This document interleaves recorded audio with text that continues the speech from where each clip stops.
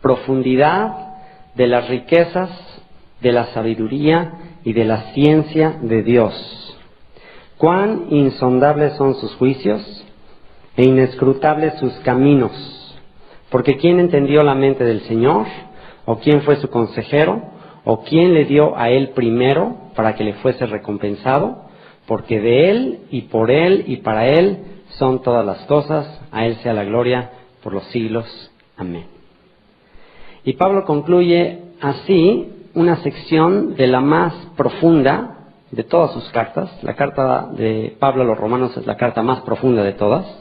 Y de la carta a los romanos, la parte del capítulo 9 al capítulo 11 es la más profunda de la carta a los romanos.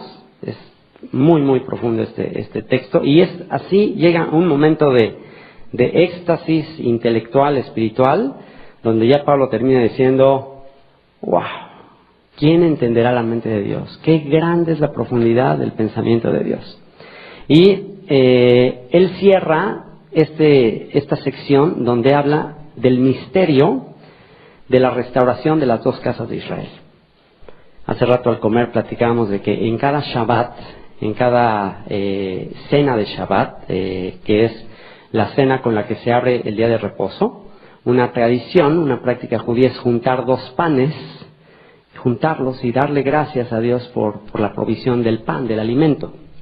Y también estos dos panes representan a dos casas de Israel, a las dos casas de Israel, la casa de Judá y la casa de Israel. La casa de Israel representa las 10 tribus que fueron llevadas cautivas por los asirios y se asimilaron entre las naciones. Y la esperanza mesiánica, la esperanza de los profetas, la esperanza de Israel es el día en que un descendiente de David ha de juntar a las 12 tribus, ha de juntar a las dos casas de Israel, ha de traer a los dispersos entre las naciones y los ha de unir con Judá en uno solo. El profeta Ezequiel también habló de esto, de dos palos que habrían de ser juntados y sería un solo pueblo. Así que, pues, el tema que vamos a tratar hoy, el tema de qué fue lo que sucedió para que hubiera una ruptura entre la fe de Jesucristo y de los apóstoles y tuviese que haber una ruptura que ha durado 2000 años, casi 2000 años esta ruptura, bueno, alrededor de 1800 años que ha permanecido esta ruptura, pero de acuerdo a lo que dice el apóstol Pablo, muchas de las cosas que él relaciona también anteriormente con respecto a los asirios es que Dios tenía un plan muy poderoso. Dios iba a meter a la simiente de Abraham entre los sistemas religiosos como una especie de caballo de Troya, y vamos a ver que en 2000 años eso es lo que ha sucedido. Y una vez que están metidos todos estos descendientes de Abraham en el caballo de Troya, lo único que va a hacer el Señor en los últimos tiempos es darles un chiflido y hacer que se bajen del caballo de Troya. Entonces es muy posible que si esta tarde tú escuchas un chiflido, no dudes en bajar del caballo y regresar a tu herencia, como hizo de Abraham, Isaac y Jacob. Mario, bienvenido. Muchas gracias. Hola, buenas tardes. Gracias por el aplauso. Pero bueno, a mí los aplausos me ponen así, ¿no? Bueno, tengo tanto, bueno, siempre pasa lo mismo, siempre la misma reflexión, ¿no? Uno tiene tanto material que muchas veces dice, bueno, espero poder transmitir lo que lo que tengo. Pero bueno, como todo el tema de teología es muy serio, siempre nos ponemos serios cuando hablamos del tema de teología, yo quería empezar con 2 chistes judíos. Porque si no, ya, ¿qué les parece? ¿Sí? Los jóvenes que están ahí están todos diciendo así. Un chiste es, ¿por qué era feliz Adán en el paraíso? Ese hombre ya lo sabe, ya se está riendo. ¿Alguien lo sabe? Porque no tenía suegra. Los que se rieron después no lo sabían, está bien. A mí me gusta ese chiste, las mujeres lo hacen al revés, porque Eva estaba feliz en el paraíso. Que es lo mismo, pero al revés. Yo uso Adán, ¿no? Bueno, y queda el segundo chiste. ¿Hacemos el segundo chiste, les parece? Bueno. Y con permiso, si hay un clérigo. Había un clérigo muy, muy antijudío. Todos los domingos iba a misa y decía quién era el malo de la película. Y entonces empezaba, ¿por qué Caín mató a Abel? Porque Caín era judío. Oh, decían todos. ¿Por qué el faraón era tan malo? Porque el faraón era judío. Oh. Y toda la historia bíblica, todos los malos eran judíos. Hasta que llegó un momento que en la iglesia se ve en la cruz a Jesús que se da vuelta y le dice a María, mami, vámonos de aquí que no nos quieran. Bueno, después de todos chistes, para relajarnos, no sé si el último los tensionó, era de relax, espero que se hayan relajado, vamos a empezar. En principio lo que yo voy a hacer, bueno, yo le tengo una sorpresa a Yosef, no sé dónde está Yosef, porque este hombre aparece y desaparece, ahí está. Que yo lo que quería hacer es, ya que los tengo aquí, están medios atrapados porque están en el seminario, no solamente hacer la ruptura del siglo II, sino ver si puedo llegar al siglo III y siglo IV. Pero bueno, esto es un poco ambicioso, lo que yo quiero hacer, y espero que nos dé el tiempo, y bueno, esto depende ya del tiempo, porque me gustaría ver todo el proceso hasta Constantino. Me gustaría ver todo el proceso de la ruptura, no solamente del siglo II, sino también del siglo III y toda la época del siglo IV, que es Constantino, con lo cual voy a ver si llego. Vamos a ver, ya no dependerá de mí. En principio nos ubicamos en el siglo I, y recuerdan ya los 4 personajes judíos que teníamos que dominaban lo que se llamaba el judaísmo mesiánico, que después con el tiempo vamos a denominar como cristianismo. Pero lo cierto es que lo que me interesa, y no sé si lo recuerdan a Clemente Romano, tenemos que volver un poquito para la última parte del seminario de ayer, es que a la muerte de él en el año 99, en algunas enciclopedias puede aparecer el año 100, pero bueno, Clemente Romano, cuando muere, lo sucede Evaristo. Y Evaristo, que para los católicos romanos es quinto en el orden de sucesión papal, en el año 99, Evaristo dice fue hijo de padre judío. Esto es muy interesante porque ya tenemos entonces en el orden de sucesión papal a Pedro, que era el Simón Barioná, con lo cual es judío, a Clemente, que es Clemente Ben Yehudá, que ya hablamos ayer que era judío, y ahora tenemos un Evaristo cuyo padre es judío. Yo pido el papado como judío, pero no me lo dan. No sé por qué. Pero bueno, la cuestión es que Pedro era judío y estaba casado. Este fue el primer papa. Ahora si un judío casado va a pedir el papado, no sé si se lo dan. Bueno, cuestión que, y ahora yendo realmente a la cuestión de la investigación, Evaristo I, que está quinto en el orden de sucesión, tiene padre judío. Esto es muy importante porque esto nos demuestra algo muy clave en el proceso de las comunidades fundadas por Saúl de Tarso. Que cuando Saúl de Tarso ya incorpora a los gentiles, digamos, con todo el proceso que vimos ayer, y esos gentiles comienzan a casarse con judíos en esas comunidades. Y entonces aparece, por ejemplo, una persona como Evaristo, que para el orden romano de sucesión papal va a ser papa, entre comillas, él no se enteró que era papa, porque el papado nace después, pero obispo de Roma del 99 al 107, durante 8 años, va a ser obispo de Roma. Lo que vemos como Evaristo, siendo él hijo de padre judío y de madre gentil, es que en las comunidades de Pablo los judíos y los gentiles se empiezan a casar entre sí. Con lo cual esto es la muestra que a fines del siglo I y a principios del siglo II, los gentiles y los judíos de esas comunidades ya estaban teniendo hijos que asumían las funciones de dirección del movimiento judío mesiánico que con el tiempo después vamos a llamar cristianismo.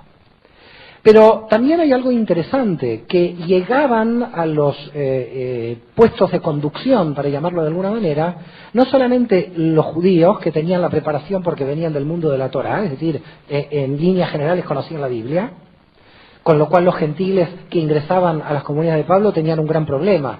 Tenían que tener el nivel bíblico de los judíos que ya estaban. No sé si ven ese desequilibrio. A veces uno cuando lee las cartas de Pablo parece que entraron los gentiles y automáticamente saben la Biblia en un día. Era muy difícil hacer entrar a los gentiles, no fue tan automático. Esos gentiles tenían que ir conociendo la Biblia hebrea e incorporándose al movimiento. ¿Se comprende esto?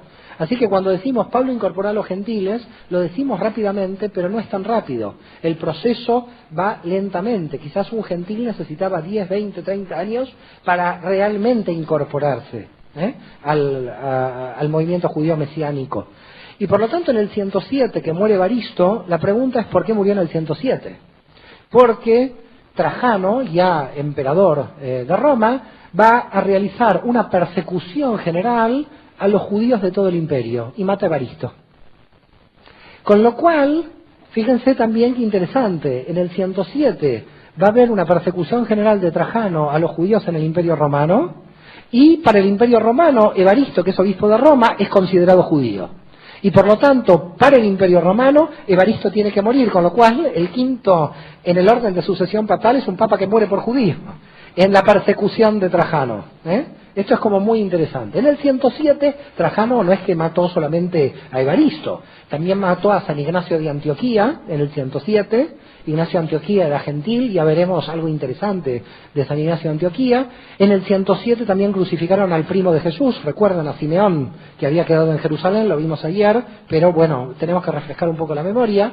Con lo cual en el 107 Trajano mató a Simeón, al primo de Jesús, en el 107, mató a Evaristo, al medio judío Evaristo, que se encontraba en Roma, el quinto en el orden de sucesión papal, y también en el 107 fueron muriendo muchos dirigentes judíos de todo el imperio, y que Roma no entendía que eran judíos que creían en Yeshua o no, los mataba por judíos.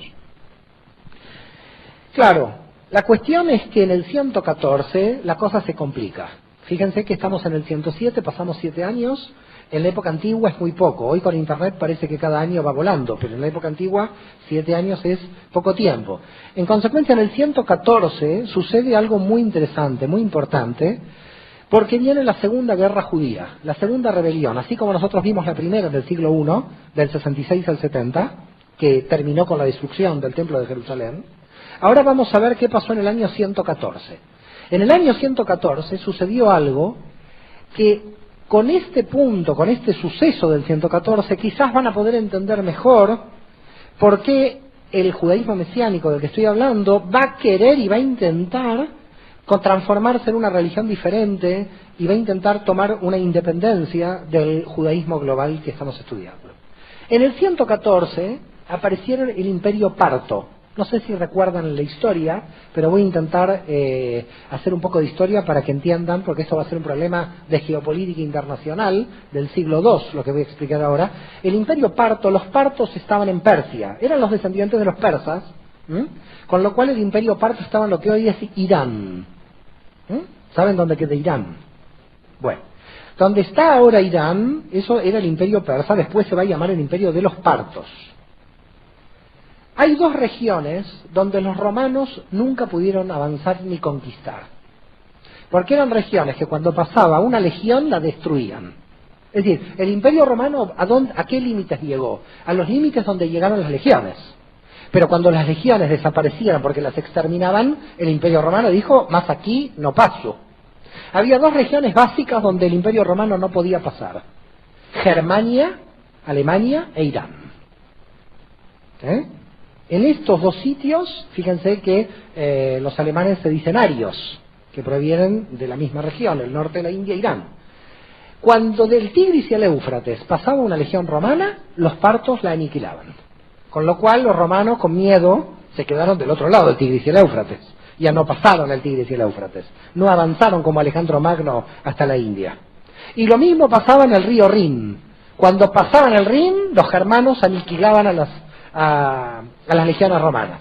Por tanto, Roma, cuando llegó a Germania, llegó a Irán, a lo que era Irán en ese momento, Partia, dijo: hasta aquí llegué. No puedo avanzar más porque ya no tengo fuerza para seguir avanzando. Esto es muy importante porque los partos, que estaban en constante lucha con el Imperio Romano, lo que querían era llegar al Mediterráneo. Claro, si llegan al Mediterráneo, parten en 2 el Imperio Romano. El Imperio Romano lo que quería era dominar el Mediterráneo, el Mare Nostrum. Y por lo tanto, si los partos llegaban a Israel, ¿qué hacían? Llegaban al Mediterráneo. Y el Imperio Romano se partía en 2. Con lo cual, los partos, ¿a quiénes necesitaban para llegar a Israel? A los judíos. ¿Qué hicieron los partos? Enviaron mensajeros a Judea diciendo que Si el pueblo judío se levantaba contra Roma, cosa que esto era fácil porque estaban ya de una rebelión anterior, la del 66-70, si el pueblo judío se levantaba contra Roma, el imperio parto se comprometía a la reconstrucción del templo de Jerusalén. Es decir, cómo los partos tentaron a los judíos a unirse a ellos como aliados, nosotros, si conquistamos Judea, te vamos a construir el templo. Cuando los judíos se enteraron de esto que hicieron, vivan los partos. Es claro. Los partos entonces esperaron a que los judíos se rebelaran y en el 114 los judíos del Imperio Romano se levantaron en armas. La diferencia, ¿cuál es? Que en el 66, cuando fue la rebelión que terminó con la destrucción del templo, la primera rebelión, solamente se levantó Judea contra el Imperio Romano. Pero en el 114 se levantaron los judíos de Alejandría, los judíos de Cirenaica, los judíos de Chipre, los judíos del Asia Menor y los judíos de Judea.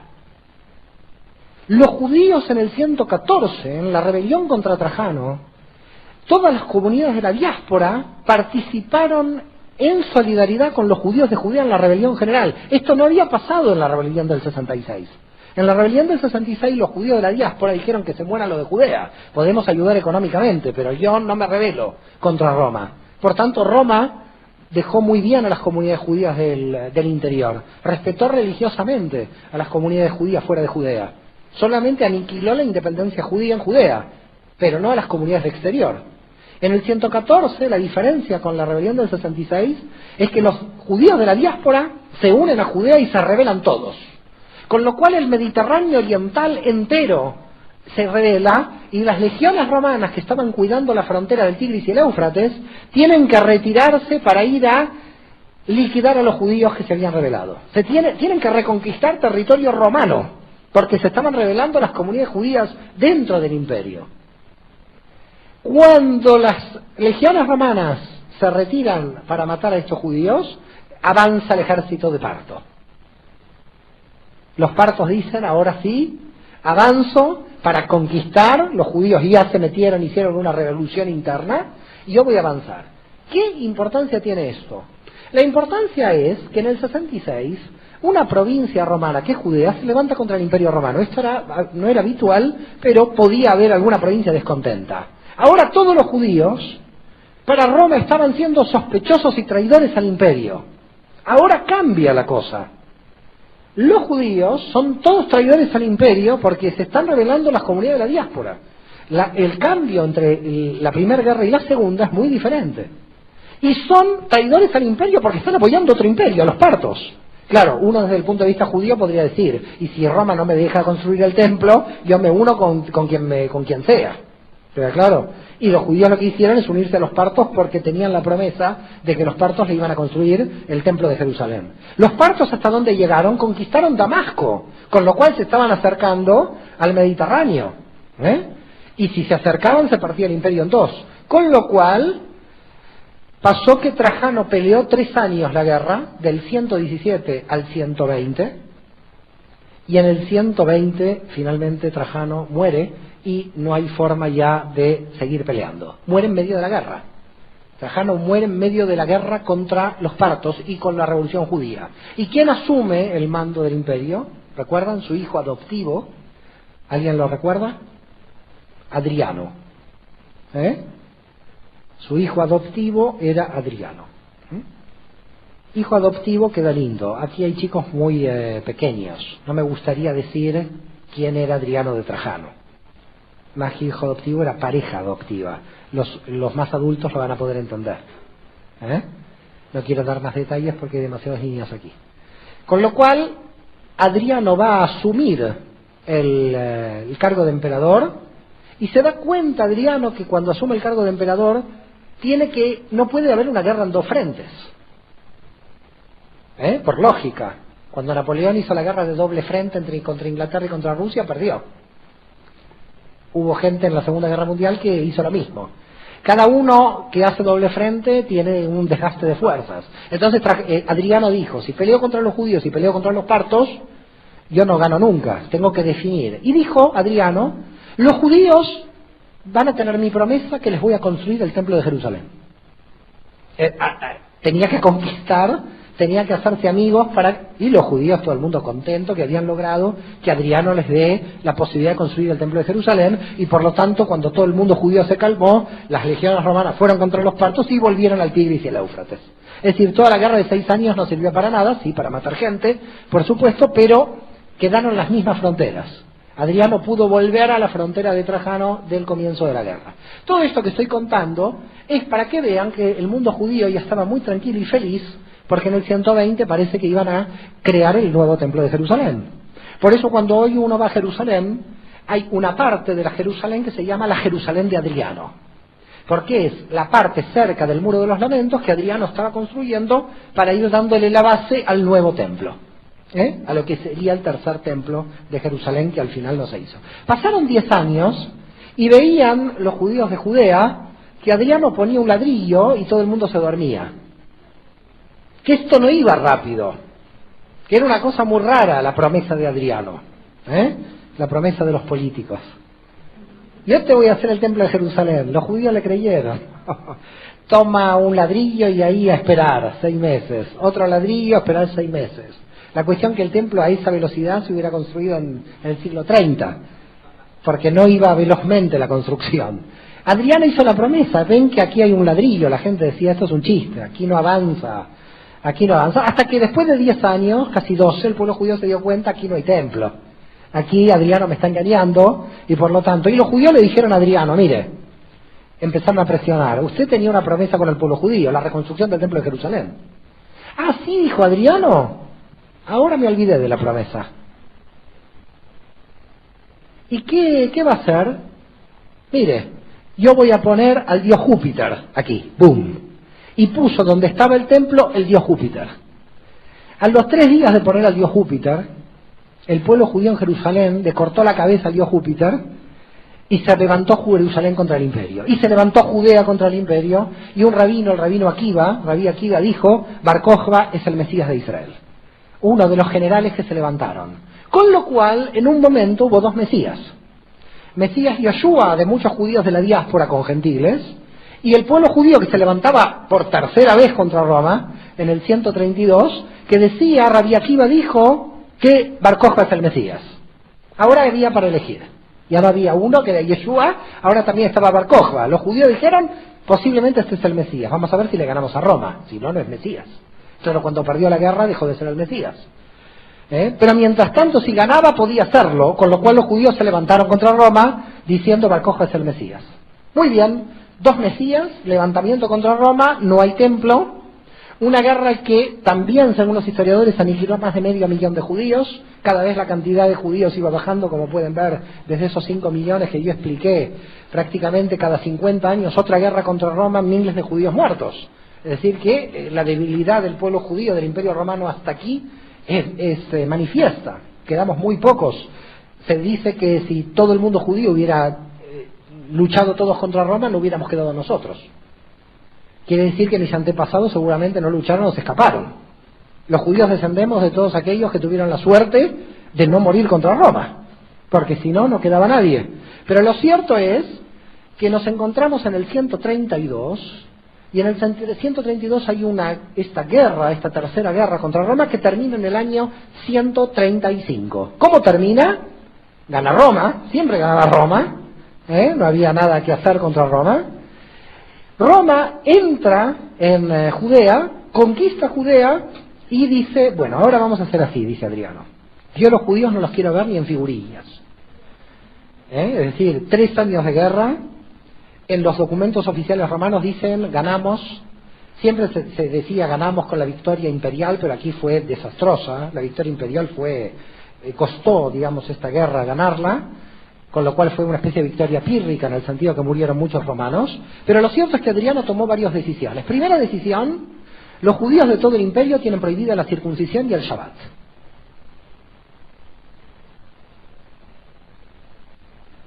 Segunda decisión, Jerusalén ya no se va más a llamar Jerusalén. Quiero borrar este nombre para siempre, dice Adriano. Se va a llamar Aelia Capitolina, un nombre en latín romano. Y Judea, no quiero que jamás se llame Judea. Se va a llamar, y a ver, dice Adriano, ¿cómo se puede llamar? Y habla con sus asesores. y le dice a sus asesores, quiero un nombre que fastidie a la gente judía. Y entonces dicen sus asesores, mire, el pueblo que más fastidió a la historia judía fueron los filisteos, porque los filisteos permanentemente competieron con Saúl, combatieron con... Y bueno, pongámosle Filistea, Judea. Y fue Filistea. Filistea en latín es Palestina. Ahí nació el nombre de Palestina, Filistea. Con lo cual el nombre de Palestina aparece con Adriano en el 135 por la imposición del nombre Filistea. Claro, cuando aparecen los textos que estudian los chicos y dicen la Palestina del tiempo de Jesús, ¿qué Palestina? Si no existía. Palestina, el nombre lo inventa Adriano. Con lo cual cada vez que hablamos de la Palestina del siglo I no sé de qué estamos hablando, porque estamos hablando de un sueño, porque no existe ese nombre. Hay un chiste muy interesante, porque la gente la veo muy seria, vamos a hacer otro chiste, del embajador de Israel que está en las Naciones Unidas. Esto es un chiste, no es real, ¿no? Y entonces el embajador de Israel está en las Naciones Unidas y dice, encontramos quién le robó la ropa a Moisés antes de cruzar el Mar Rojo y fue un palestino. Y entonces el representante palestino dice, no puede ser porque ahí no estábamos nosotros. Bueno, dice el embajador de Israel, ahora empezamos a hablar. Bueno, cuestión que los veo más alegres con el chiste. Menos mal, ustedes todos se rían. Si yo hago este chiste en otro ámbito, no creo que todo el mundo se ría. Pero cuestión es que cuando terminó en el 135 la guerra, todas las comunidades judías que creían en Yoshua mezcladas con gentiles tienen varios problemas. Y volvemos a la rebelión del 114-117 de Trajano. ¿Qué pasó? Cuando los judíos en la época de Trajano se rebelaron todos contra el Imperio Romano, los gentiles que estaban dentro de las comunidades judías mesiánicas dijeron, nosotros pertenecemos a un pueblo que es traidor al imperio. A ver si queda claro el problema que aparece aquí. Hay un romano que es un gentil que va a una sinagoga de Pablo, porque le interesa la Biblia, porque ya está incorporado. Ese romano que está en la sinagoga se pregunta si en esa sinagoga mesiánica los judíos que están ahí son diferentes porque si no son traidores al imperio. El problema que se estaba presentando para los judíos mesiánicos era, si no nos desvinculamos de los revoltosos de Judea, nosotros no podemos seguir predicando que Jesús es el Mesías, porque los romanos, los griegos y los demás pueblos no van a entrar a nuestro movimiento en tanto que nos llamemos judíos. Nosotros tenemos que ser otra cosa, llamarnos otra cosa, para que entiendan los romanos y los griegos que no somos aliados ni traidores al imperio y estamos desvinculados de Judea. Comienzan a hacer el cristianismo.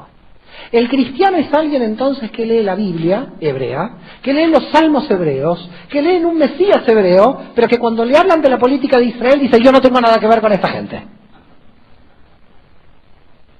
Va quedando claro el proceso.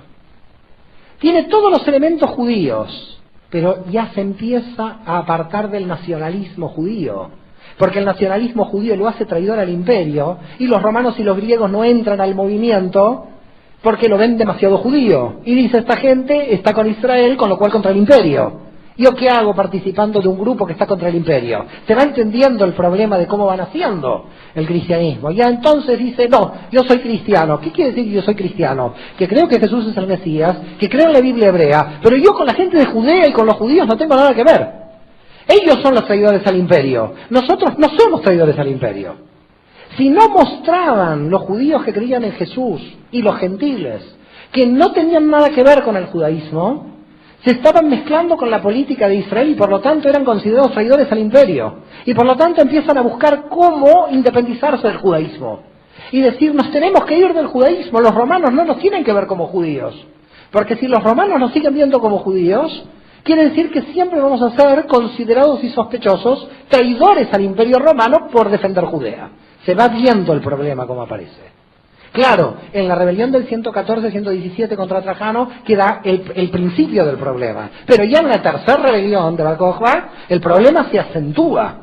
Con lo cual, los judíos que siguen a Jesús en Jerusalén dicen, cuando se levanta el pueblo judío en el 132, nosotros no tenemos nada que ver con la revolución judía ni vamos a participar. Ahí se crea el primer conflicto de los judíos con los judíos mesiánicos que van a pasar allá a denominarse cristianos. Porque dicen, ¿por qué ustedes que son judíos no participan de la lucha? No participamos porque nosotros queremos convencer a los romanos y a los griegos que entren al movimiento. Dicho esto, en el 144, y fíjense qué interesante, porque la rebelión contra Bar Kokhba termina en el 135. En el 144 aparece un libro que está desaparecido, así que no lo pueden buscar en la biblioteca, porque la Iglesia Católica lo persiguió y lo destruyó. Ese libro se llamaba Antítesis, de Marción del Ponto. No se llama San Marción porque quedó fuera. Cuando yo digo alguien san, es que entró dentro. Cuando digo que no es san, quedó fuera. Con lo cual no hablo de San Marción, sino Marción del Ponto. ¿Quién era Marción del Ponto? Marción del Ponto es un hombre gentil del Asia Menor, de Frigia, que había una región en Asia Menor que se llamaba Frigia. Y Marción del Ponto dijo, yo soy gentil, yo creo en Jesús como el Mesías, pero el cristianismo se tiene que independizar del judaísmo, de modo que para alcanzar la independencia, fíjense que esta idea, esta teología de Marción aparece solamente 9 años después de la última guerra judía.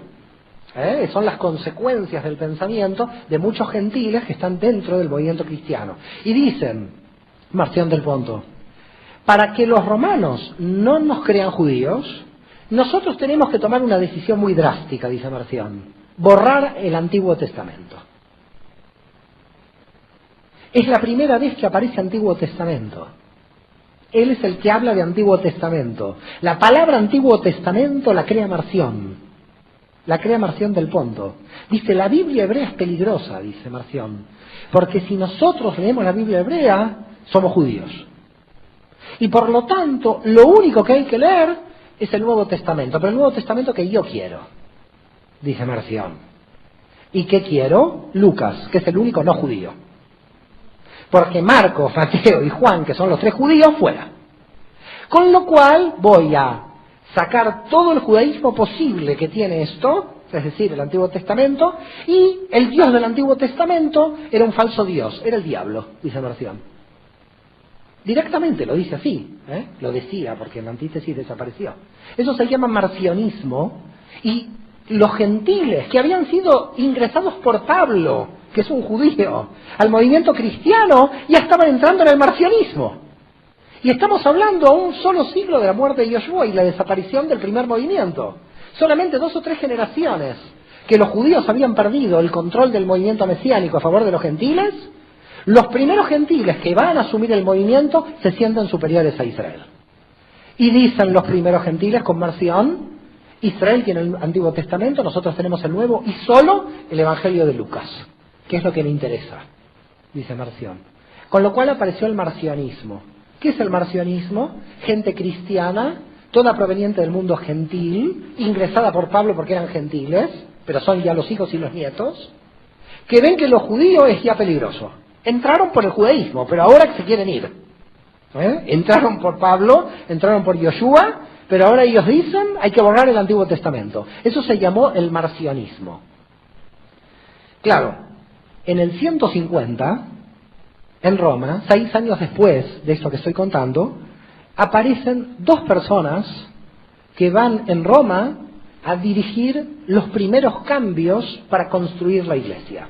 Yo en general digo que estas 2 personas son los verdaderos creadores de la iglesia, los que voy a citar ahora. Son personas que cuando diga sus nombres, en general la gran mayoría de la gente no las conoce.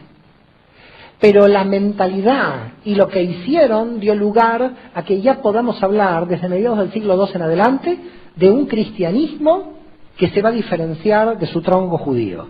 Pero esta diferencia fue intencional, programada en Roma por 2 personas, San Justino y San Aniceto, que seguramente, no sé si alguna vez los habrán oído, pero estas 2 personas, piensen que no digo Justino y Aniceto, le pongo el San, quiere decir que están dentro, San Justino y San Aniceto tomaron una serie de decisiones en Roma. Lo más interesante entre ellos 2 es que nacieron el mismo año, en el año 100, dicen las biografías que nacieron. Uno murió en el 166 y otro murió en el 165. Quiere decir que casi nacieron juntos, tenían la misma edad y casi murieron juntos. Pero lo importante es, no voy a ir a la biografía de cada uno de ellos, pero lo importante es qué hicieron a los fines de la ruptura. San Justino y San Aniceto hicieron varias cosas. La primera, que San Justino escribió una obra que se llama Diálogo con Trifón. En verdad, en el original del título era Diálogo contra Trifón. ¿Quién podía haber sido Trifón? El rabino Tarfón.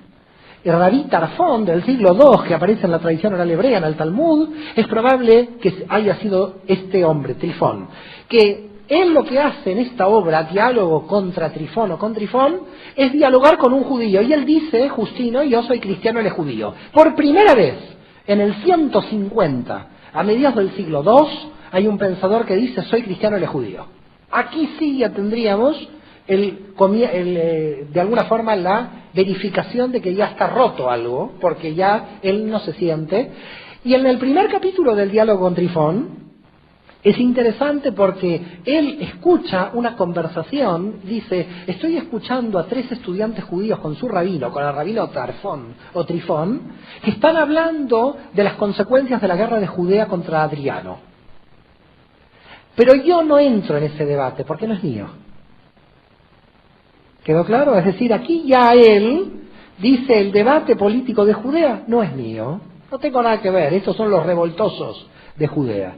Y Justino, que está en Roma, que va a vivir en Roma, aunque nació en Flavia Neápolis, en lo que es la actual Nablus, en Israel, Justino está en Roma como filósofo, predicando como pensador, amigo de Aniceto, que Aniceto es un cristiano que nació en Damasco, por lo tanto tenemos un cristiano de lo que para Adriano después ya va a ser Palestina, pero nace en Galilea, en la región de Samaria y Galilea, y otro de Damasco, que son amigos y que se encuentran en Roma. Y entonces Aniceto y Justino dicen, nosotros nos tenemos que diferenciar del mundo judío y vamos a hacer 2 o 3 cosas. La primera, oficializamos el domingo. Ya no se puede descansar en Shabbat. Si Jesús descansó en Shabbat, los primeros apóstoles en Shabbat, nos tenemos que olvidar del descanso en Shabbat. San Justino y San Aniceto en Roma, entre el año 155 y 166, decretaron que el día oficial de todo el cristianismo es el domingo. Por supuesto, contra los apóstoles, contra Pablo, contra todo lo que dice el Nuevo Testamento, donde todo el mundo descansa en Shabbat. Pero a ellos no les importaba el Nuevo Testamento. Lo que les importaba era crear una nueva religión diferente. Este era el objetivo. ¿Quedó claro? El segundo tema importante es llegar a la conclusión de que cuando se festejaba la Pascua, todo se mezclaba, porque la Pascua hebrea es del 14 de Nisan en el calendario hebreo. Ellos deciden que la Pascua ahora va a cambiar según el calendario solar. La Pascua entonces de los cristianos, dicen ellos, ya no va a coincidir con la Pascua judía. Claro, Jesús lo hizo el 14 de Nisan, en la Pascua judía. ¿Qué estaba haciendo sino un judío? La Pascua judía. Pablo, ¿qué estaba haciendo? La Pascua judía. Todos los primeros judíos que seguían a Jesús lo hacían el día hebreo del 14 de Nisan. Roma decide, no se hace más el 14 de Nisan. Se hace ahora el día bajo el calendario solar que nosotros queremos.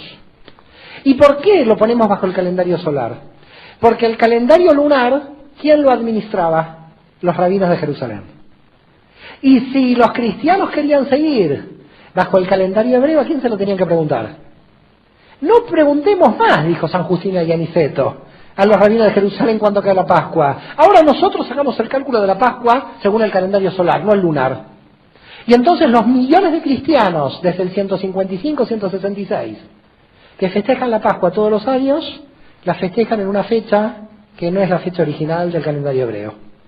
En la fecha del calendario hebreo podría coincidir hipotéticamente que un cristiano esté en la Pascua, en el día de resurrección, cuando en el calendario hebreo cae el día de la muerte. ¿Quedó claro? Es decir, el calendario solar ahora romano va a ser diferente al calendario lunar, pero en verdad es lunisolar. Tuvieron que ajustar los 2 calendarios. Y hay todo un libro así de 300 páginas que yo no lo entendí, porque ya cuando entra astrología y matemática ya no entiendo nada. De 300 páginas para poder calcular la fecha de la Pascua cristiana de acuerdo al calendario lunar y solar. Que esto lo hace una persona en Roma. En Roma hay una persona que solo se dedica a esto. Yo no me podría dedicar a esto, sería imposible para mí, pero Parece que alguien está diciendo qué semana cae, de cuándo, de qué semana, porque ahora los rabinos no le podemos preguntar más cuándo caen. Señores, aquí ¿qué tenemos? Ya un movimiento que tiene el domingo, y un movimiento que no quiere compartir el Pesaj con los judíos, ya quiere tener otra Pascua. Al cambiar la fecha de la Pascua y al ajustarse al calendario solar, ya se desajustan todas las fechas, ya no hay fecha que se ajuste a nada, con lo cual si alguna persona judía estaba en el primer movimiento cristiano, decía yo quiero festejar el Día del Perdón, no, ahora es el calendario solar, no hay Día del Perdón, olvídate, porque ahora es el calendario solar, ¿cómo lo calculo? Si yo sigo el lunar, tengo que preguntar a Jerusalén. Estos fueron los problemas entre el 155 y el 166. Pero no todo fue tan fácil, porque aparecieron ortodoxos cristianos del Asia Menor. Apareció San Policarpo de Esmirna.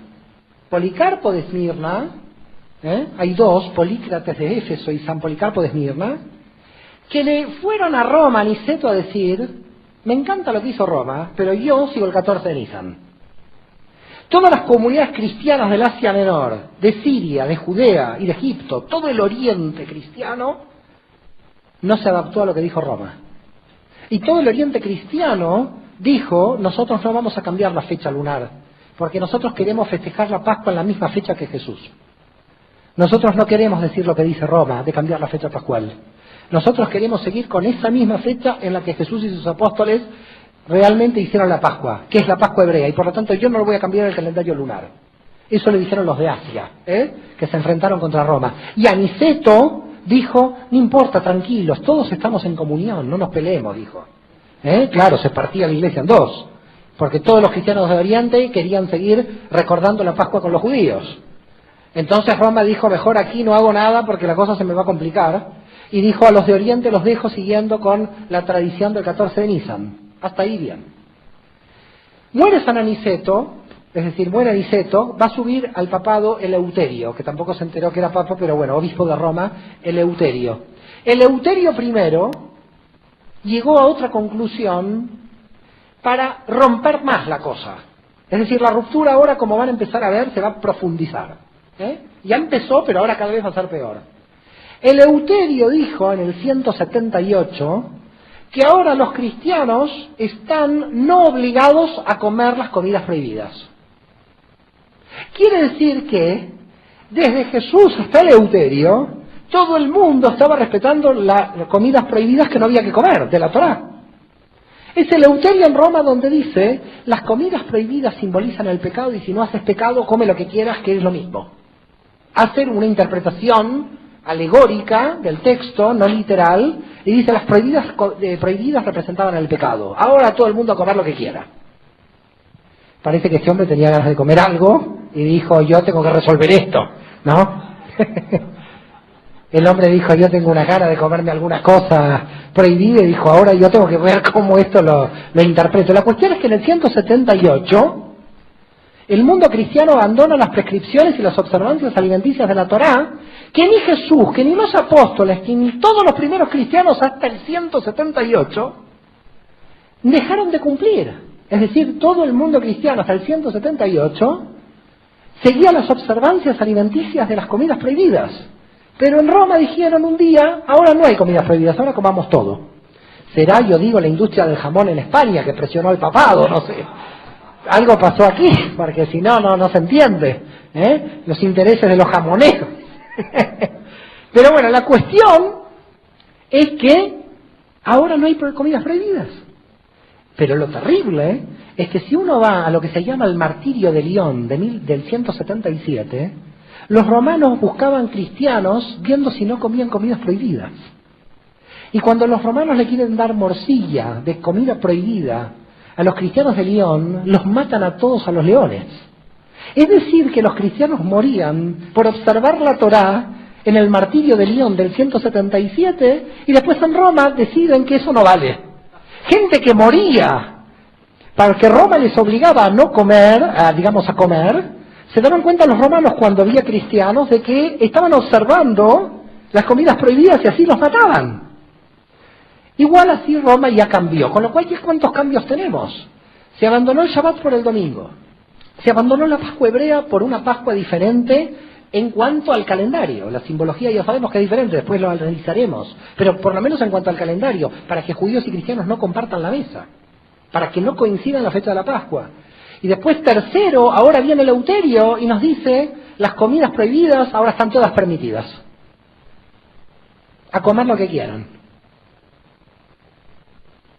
Hasta ahí la ruptura ya se profundiza. Ahora ya verán que la cosa va cambiando. Ahora estamos cada vez más en la ruptura y asume otro obispo, el último del siglo II, Víctor, que se llama Víctor I, del 189 al 199. Y Víctor I, yo creo que hay que considerarlo el primer papa. A este sí. ¿Y saben por qué? Porque es el primero que utiliza la excomunión. Dice, el poder lo tengo yo. Y si había obispos que estaban en mi rango, yo me declaro obispo de los obispos, dice Víctor. Ahora la cosa cambió. No hay un obispo igual que yo, porque yo estoy en Roma. Y Roma es la autoridad. Y por lo tanto, la fecha pascual hebrea, todos aquellos que la continúen, están herejes y declarados fuera de la iglesia y no alcanzan la salvación. Aparece por primera vez una excomunión de Roma a todo el cristianismo de Oriente, que seguía la fecha judía y los declaró como cuartodecimanos. ¿Quiénes son los cristianos cuartodecimanos? Los que seguían observando la Pascua hebrea del 14 de Nisan, para seguir la Pascua de Jesús, la Pascua de los apóstoles. Es decir, Roma reforma contra la ortodoxia.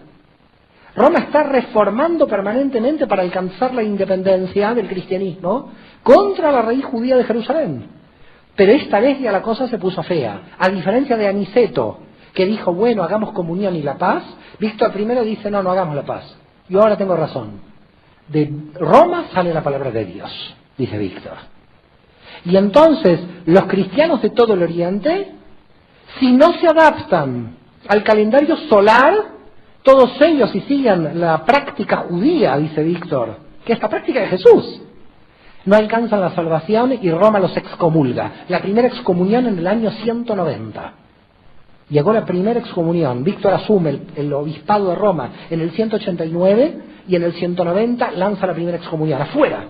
El que está con la práctica judía quedan afuera. Y quedaron afuera miles de cristianos de Oriente que siguieron la fecha judía hasta el siglo IV. En el concilio de Nicea había gente en Oriente que seguía la fecha judía. Por eso en el concilio de Nicea se tiene que volver a repetir en el 325 que la fecha de la Pascua es la fecha que instaura Roma, porque seguía habiendo cristianos que no querían ceder a la exigencia de excomunión de Víctor I del 190. Aquí llegamos al final del siglo II. Y vamos bien porque tengo media hora, 40 minutos para ir entrando en el siglo III. Con lo cual comienzan los debates. Empiezan los debates que en la historia del cristianismo se llaman los debates cristológicos. ¿Quién es Jesús? Nadie entiende nada. Unos dicen el Mesías, otros dicen Dios. Nadie sabe bien quién es. Y empiezan a aparecer diferentes pensamientos que llevan a la creación de dos grandes escuelas. El siglo III se caracteriza por la aparición de dos grandes escuelas. Para simplificar, el siglo III es más largo, pero vamos a simplificar. Dos grandes escuelas, una que se llama la escuela de Alejandría, y la otra es la escuela de Antioquía. ¿Saben dónde está eso en el mapa más o menos? Alejandría en Egipto, Antioquía de Siria, porque había otra Antioquía en Pisidia, en el Asia Menor, pero es Antioquía de Siria. En Antioquía hay un grupo de cristianos que está estudiando ya teología y quiere saber qué es el cristianismo. Dicen, bueno, ahora vamos a ponernos a estudiar, a intentar entender qué es el cristianismo. Esto lo hizo la escuela de Antioquía. La escuela de Alejandría hizo lo mismo. Vamos a estudiar qué es el cristianismo. El problema es que no llegaron a la misma conclusión. ¿Se entiende? La conclusión a la que llegó la escuela de Alejandría, con el filósofo Orígenes, no sé si alguna vez lo han escuchado, fíjense que no digo San Orígenes, este quedó afuera. Quedó afuera por una cosa muy triste de Orígenes. Aquí hay chicos muy pequeños, pero no sé si contarlo. ¿Recuerdan una frase de Yeshua que dice, si tienes un ojo que te hace pecar, arráncatelo? Bueno, él le hacía pecar algo que lo llevó a algo más que la circuncisión. Quedó eunuco Orígenes, porque dijo, si esto me hace pecar, Jesús dice eso. Fue tan literal Orígenes que se quedó sin miembro. No sigo explicando por los niños, aunque los niños ahora saben más que nosotros. Los niños nos podrían explicar. La cuestión que Orígenes se volvió eunuco, porque dijo, si esto me hace pecar, yo me lo quito. Miren qué literalismo terrible, si Lutero se levantaría, ¿no? Miren el literalismo a lo que puede llegar. Si tengo un ojo que me hace pecar, uy, el ojo me hace pecar, ahora me lo arranco. Una cosa de locos. Él dijo, yo voy a cumplir a rajatabla el Nuevo Testamento. Dijo, a mí me hace pecar esto, yo me lo saco. Se quedó eunuco. Después se arrepintió, la iglesia un eunuco no lo pudo santificar, quedó sin santidad. La cuestión es que acá la gente la está pasando bomba. Yo no sé si están en un teatro de humor o estamos hablando seriamente del nacimiento del cristianismo. Pero aquí hay gente que está increíble, ¿eh? Aquí hay una marcha en México increíble. Bueno, a ver si me quedo en México todavía. Esto me está gustando, ¿eh? Ay, ay, ay. Bueno, si me quedo en México yo no sé cuánto puedo predicar esto, ¿eh? Yo creo que tengo 2 días o 3. Menos mal que podemos resucitar. La cuestión entonces es que hay 2 escuelas, Antioquía y Alejandría, donde en Antioquía dijeron, ahí estuvo en Antioquía Pablo de Samosata, que no es San, es otro que se perdió la santidad, y Pablo de Samosata, no confundir con San Pablo, ya pasaron 200 años, Pablo de Samosata dice, Jesús es el Mesías, pero no es Dios. ¿Y por qué dice esto la escuela de Antioquía? Lo dice por 2 textos, dice Pablo de Samosata. Pablo de Samosata dice, por Mateo 27:46, que dice, Dios mío, ¿por qué me has abandonado? Pablo de Samosata dice, si él era Dios, estaba hablando a sí mismo. Y no puede ser que enloqueció hablándose a sí mismo. Quiere decir, dice Pablo de Samosata, que no podemos considerar a Jesús Dios porque él, en la cruz, le está hablando a Dios. Si no, esto es un monólogo, habla con él. Entonces dice Pablo de Samosata, esto a mí me dice, esta prueba bíblica, de que yo puedo considerar a Jesús el Mesías, pero no puedo considerar que es Dios. Y la segunda prueba que trae Pablo de Samosata, trae muchas, yo traigo 2 o 3 para que no se duerman. La segunda dice, es Marcos 10:18. Cuando le dicen, Rabí bueno, no, yo no soy bueno, solo Dios. ¿Recuerdan esa frase? Qué fuerte, ¿eh? A mí me dices, bueno, Dios, solo Dios, no yo. Bueno, estas son las fuentes, las bases para que Pablo de Samosata diga en la escuela de Antioquía en el siglo III, el cristianismo define a Jesús como el Mesías, pero nunca con Dios. Porque eso es idolatría y está además contra el Nuevo Testamento. Está contra con las propias palabras de Jesús. Si no, nos vamos contra las palabras de Jesús. Esta es la línea de Antioquía. De la línea de Antioquía, que es Pablo de Samosata, van a ser Arrio. Y este ya es más conocido, el arrianismo. Es decir, Arrio estudió de la escuela de Antioquía. Y de ahí que viene el arrianismo. En Alejandría llegaron a otra conclusión. En Alejandría dijeron, Jesús es Dios. Pero no fue nunca un hombre. Fue un hombre en apariencia, dijeron los de Alejandría. Era como una especie de imagen de hombre, pero no era hombre, era Dios que se trasladaba a lo humano a través de una imagen que proyectaba. Con lo cual en Alejandría dijeron, Jesús no es hombre, es solo Dios. ¿Va quedando claro? En Alejandría, todos los que estudiaron con Orígenes en la escuela de Alejandría y todos los cristianos de Egipto y de Alejandría se van a llamar monofisitas, lo que hoy se llama la iglesia copta. Alguna vez quizás oyeron este nombre, los coptos. Los coptos son 8 millones de cristianos que están en Egipto, Sudán, están perseguidos ahora, pero están en Egipto, Sudán y Etiopía, 8 millones de cristianos, que dicen Jesús fue una imagen de Dios, Dios mismo, solo Dios. Porque siguieron la línea de Orígenes. Jesús no fue ni un ser humano. Hay que olvidarse de que fue un ser humano, dicen los coptos. Los coptos hoy dicen esto. Es decir, lo que estoy explicando lo dicen los coptos, 8 millones de personas que viven ahí, descendientes de aquellos que estudiaron con la escuela de Alejandría. Y claro, entonces empezaron los de Antioquía a decir, ¿cómo van a decir esto? Jesús es hombre. Los de Alejandría, Jesús es Dios, Jesús es hombre, Jesús es Dios. Roma, ¿qué dijo? Es hombre y Dios al mismo tiempo. Porque tenía un problema que no lo podía resolver. Si tenía a los de Alejandría, que decían que solo era Dios, tenían los de Antioquía, que decían que solo era hombre, ¿qué era Jesús? ¿Era hombre o era Dios? Es Dios y hombre al mismo tiempo, la doble naturaleza. La doble naturaleza nace porque hay dos escuelas que no llegan a ningún acuerdo. Hay una escuela en Antioquía que dice Jesús es hombre, hay una escuela en Alejandría que dice Jesús es Dios, ¿y qué hacemos? ¿Es hombre o Dios? ¿Hombre o Dios?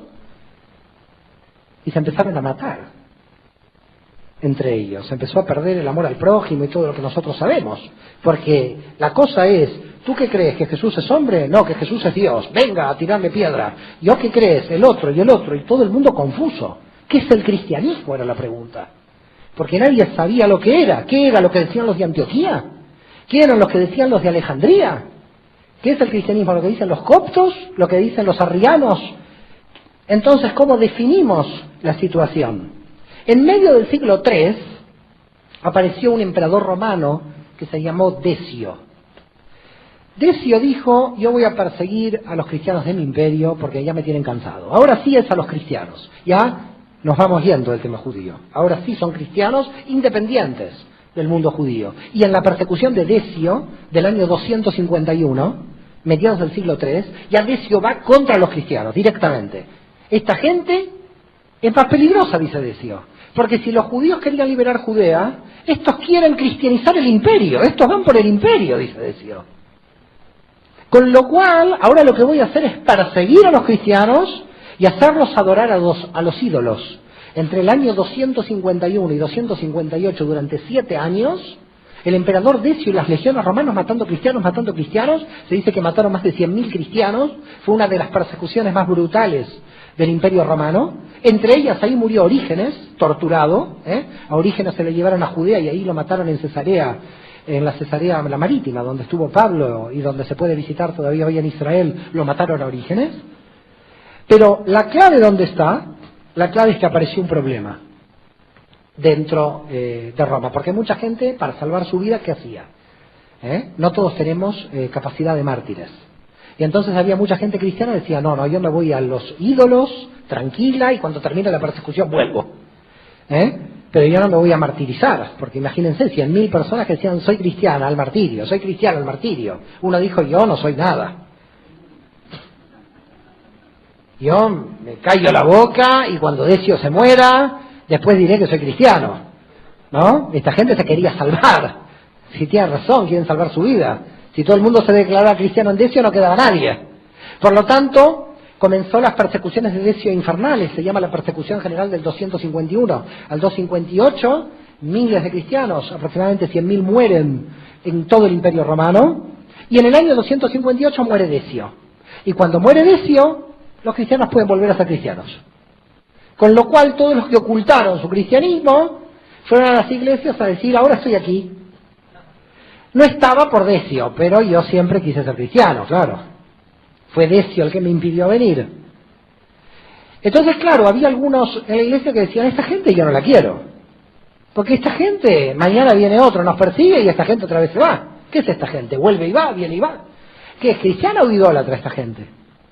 Bueno, Novaciano, como verán sin el san, perdió la santidad. Novaciano dijo, ninguna persona cristiana que no haya confesado su cristianismo bajo la persecución de Decio puede entrar en la iglesia.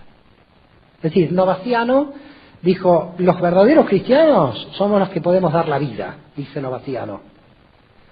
Los demás, los que lo ocultaron para salvarse, estos no son cristianos para mí. Esta gente es cobarde, dice Novaciano.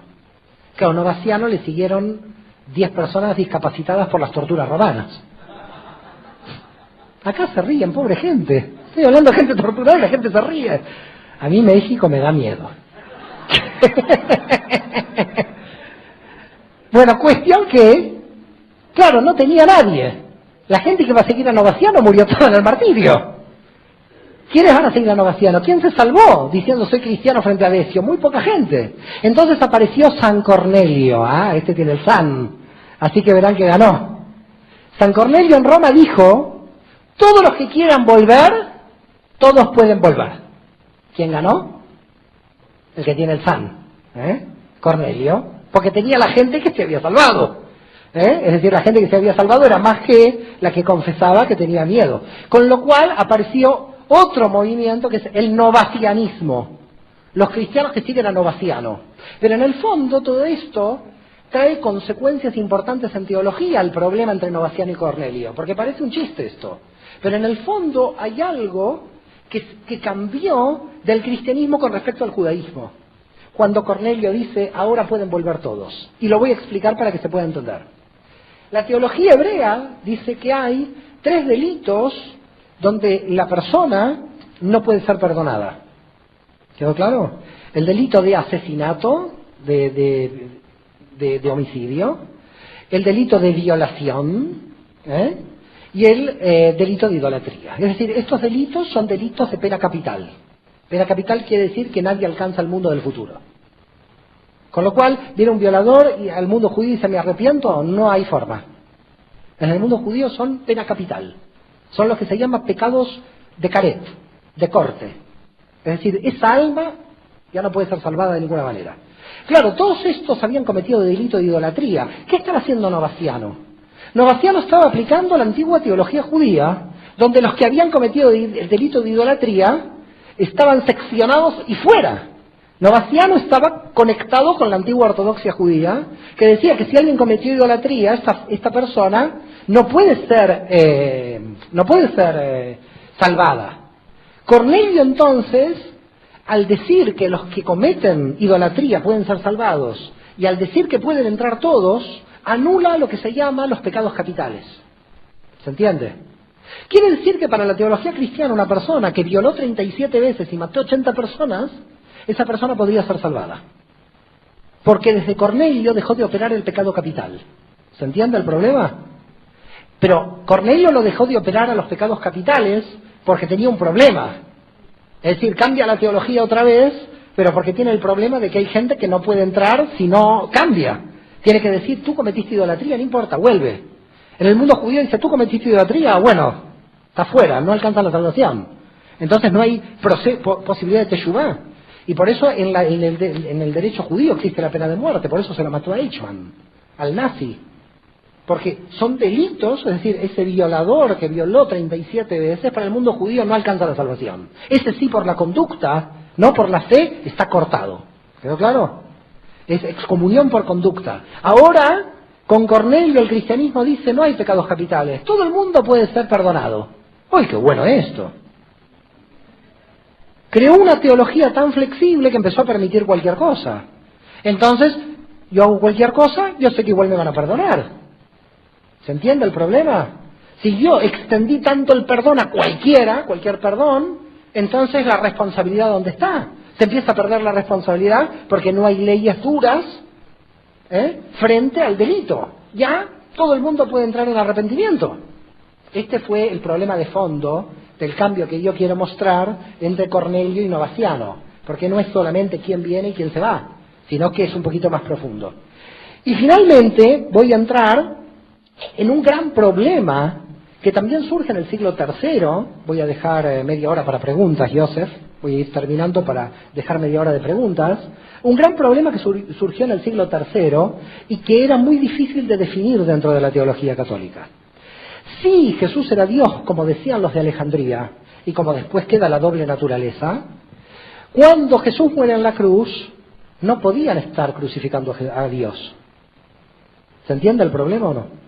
Es decir, el problema que aparece en el siglo III es, si era un hombre crucificado, bueno, no hay problema, era un hombre crucificado como tantos miles de judíos crucificados en todo el imperio. Pero si Jesús era Dios, solo como dicen los coptos, o por la doble naturaleza, entonces, ¿qué estaba pasando en la cruz? Se estaba crucificando a Dios. ¿Es posible crucificar a Dios? Entonces, muchos llegaron a la conclusión que es imposible. Que al que estaban crucificando era Jesús hombre, no a Jesús Dios. Con lo cual aparecieron cristianos que se llamaron adopcionistas. ¿Quiénes eran los adopcionistas? Los adopcionistas eran los que intentaban entender este problema y tratar de darles una solución. Para intentar entender este problema y darle la solución, los adopcionistas dijeron lo siguiente: cuando Jesús nació, nació hombre, pero bajó el Espíritu Santo y Dios se metió en él. Cuando lo iban a crucificar en la cruz, Dios se fue en él y murió Jesús solo, no Dios. Es decir, Dios adoptó a Jesús como hijo de Dios por el Espíritu Santo, nació hombre pero fue adoptado, con lo cual fue un hijo adoptado. Dios estuvo adoptándolo todos los años en que vivió, pero cuando vio que lo estaban por poner en la cruz, lo desadoptó, murió en la cruz y cuando lo levantó lo volvió a adoptar para resucitarlo. Esto es más o menos rápidamente lo que inventaron y crearon los adopcionistas para salvar el problema. Claro que después los adopcionistas también fueron perseguidos. Queda claro, íbamos juntando grupos de perseguidos, porque cada vez ahora recuerdan los novacianos, ahora los adopcionistas. Y entonces llegamos a un punto a fines del siglo III, donde nosotros, es decir, nosotros no, pero ellos en el siglo III, los cristianos del siglo III no sabían qué era ser cristiano. Porque los adopcionistas decían una cosa, los arrianos decían otra cosa siguiendo Antioquía, los de Alejandría, que van a dar lugar a la iglesia copta, decían otra cosa, y quedó en el aire la concepción realmente teológica de definición hacia el siglo IV de quién era Jesús para el cristianismo. Quedaba inconclusa la definición de quién era Jesús. Yo, para abrir a las preguntas, voy a terminar con una frase de Fray Luis de León. ¿Recuerdan Fray Luis de León quién era? Fray Luis de León era un místico español que fue condenado por la Inquisición 3 años porque sospechaban que tenía antepasados judíos. Y después de 3 años de estar en los calabozos de la Inquisición, Fray Luis de León dijo una frase que es muy bonita, que la quiero compartir con vosotros. Ojalá tuviera sangre judía, porque sería 2 veces cristiano. Muchas gracias.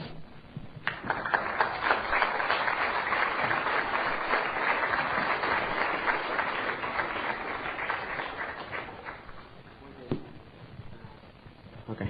Muy bien, pues vamos a comenzar con la sesión de preguntas y respuestas. Lo que vamos a hacer también para nuestra audiencia de Internet, vamos a hacer una pregunta para la audiencia aquí en el salón, aquí en Cancún, y una para los que están por Internet. Entonces vamos a comenzar con la audiencia que está aquí en lo que escriben, ahí se tarda un poquito más en el chat. ¿Quién quiere comenzar con alguna pregunta? ¿Habrá alguien que tenga alguna pregunta por aquí? ¿Pregunta? Ok. Sí, soy Raúl Medina. En el siglo VI, por ahí del año 530, antes de la era común, un hombre llamado Daniel escribió respecto de que habrían de aparecer cuatro grandes bestias, siempre relacionadas con la nación de Israel. Y le impactó mucho la caracterización de la cuarta bestia, de tal manera que dice, yo quise saber de esa bestia. Y algo que le impactó era que el hecho de que esa cuarta bestia, además de que iba a ser fea y horrible y que iba a hollar con los pies y todo lo demás, que habría de hacer cambios en anular la ley y los tiempos. ¿Es esto de alguna manera, usted nota de alguna manera alguna relación desde el punto de vista histórico, como nos los ha comentado? Tiene el resultado, para mí, yo lo veo muy a propósito, porque el resultado es exactamente el mismo que de alguna manera fue predicho unos 600, 700 años antes. A ver, el proceso que se comienza a dar en el siglo II y que ya vimos que ahora lo tenemos en el siglo III y que intentará terminar en el IV, pero no terminará hasta hoy, porque en verdad el proceso que estamos hablando es un proceso continuo hasta el siglo XXI. Si nosotros seguiríamos con estos debates, iríamos viendo cada vez más cambios y más agregados al original, ¿no? Entonces, la cuestión es, había una estrategia, y la estrategia era, hay que crear una nueva religión diferente al judaísmo. Esto no era el objetivo jamás de Yeshua, ni el objetivo de Shaul de Tarso. Entonces, aquí lo que tenemos es que desde Roma, en un momento, San Justín y San Aniceto, van a crear una estrategia consciente, intencional, de división de los judíos. Y lo van a crear porque ellos ven que, teniendo el nombre de judíos, no iban a poder expandirse. En definitiva, la idea era cómo llegar a la mayor cantidad de gentiles, de romanos, pero ya cambiando brutalmente los textos originales de donde provenían. Es decir, ahora ya se estaba sacrificando la Biblia en aras de la estrategia de expansión. Se comprende el problema. Claro que uno podría pensar algo interesante. Si no hubiera tenido esa estrategia de expansión, de cambio, probablemente todos ustedes que son cristianos aquí no existirían. Entonces hay como una especie de cosa misteriosa en la historia. Se cambió todo eso en Roma para que el cristianismo haya avanzado a nivel internacional, pero 20 siglos después la gente quiere volver a la Biblia. Todo lo que se hizo fue para expandirse. Ahora que se expandió totalmente y que la gente ingresó, dicen hoy, ahora estos cambios no son los originales, yo quiero volver a la fuente. Pero si no se hubieran hecho esos cambios, difícilmente se hubiera expandido. Con lo cual tenemos aquí dos problemas, o respetamos la Biblia o nos expandimos. Los judíos dijimos respetamos la Biblia, quedamos 4, quedamos muy poca gente. Es decir, en el judaísmo se dijo, voy a observar la Torá aunque me cueste ser una minoría en la historia. Esta fue la posición judía. Dijo, cada vez somos menos, pero no importa. ¿Qué vamos a hacer? Así es la cosa. Este debe ser el plan.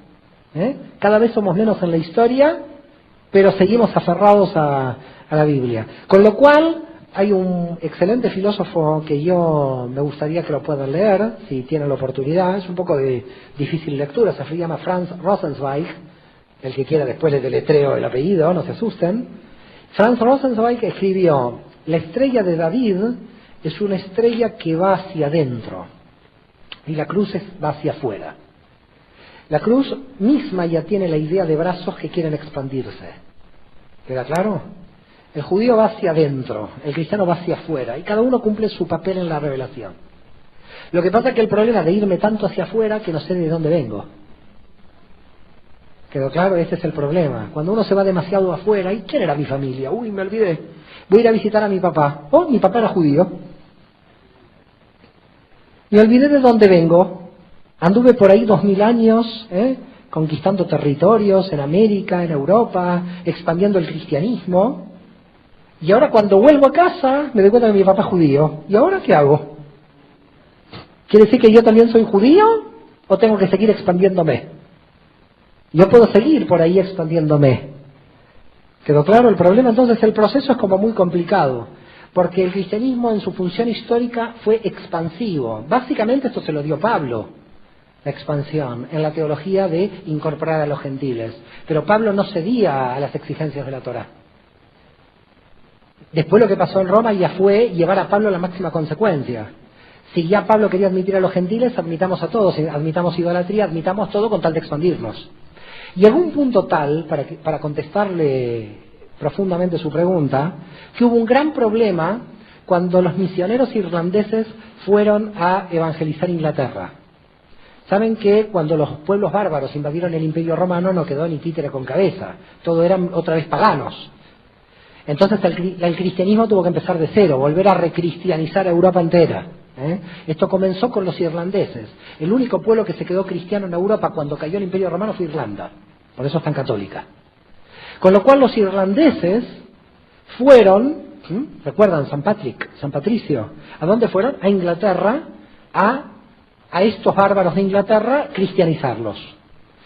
Era dificilísimo porque llegaba, y esto tiene relación con su pregunta, porque es clave lo que vamos a contar aquí, Llegaba una persona cristiana, un monje cristiano en Inglaterra, y le explicaba durante 2 años que Dios está en el cielo, que no hay que hacer imágenes porque es idolatría, y entonces la tribu de bárbaros ingleses, ¿qué hacían? Destruían todos los ídolos, el misionero se iba, llegaba ese misionero a los 3 años, estaban todos los ídolos otra vez. ¿Cómo puede ser? Decía, ya le expliqué 1000 veces a esta gente, 1 año, 2 años, 3 años, que Dios está en los cielos y todo, y otra vez ídolos, yo ya no sé qué hacer. San Bonifacio, uno de ellos, se fue a Roma, dijo, ya no puedo más. Voy a una tribu, le saco los ídolos, me vuelvo, voy, otra vez los ídolos, me vuelvo, voy. Y era muy difícil sacarle a la gente los ídolos. ¿Quedó claro? Y entonces Bonifacio cuando va a Roma y se reúne con el Papa, creo que era Gregorio Magno, el Papa, creo, se reúne con Gregorio Magno y dice, ¿qué hacemos con esta gente? Voy, rompo todos los ídolos, la gente ya lo entiende, me voy, a los 3 años los ídolos otra vez. Entonces Gregorio le dijo, bautizad a los ídolos. Gracias.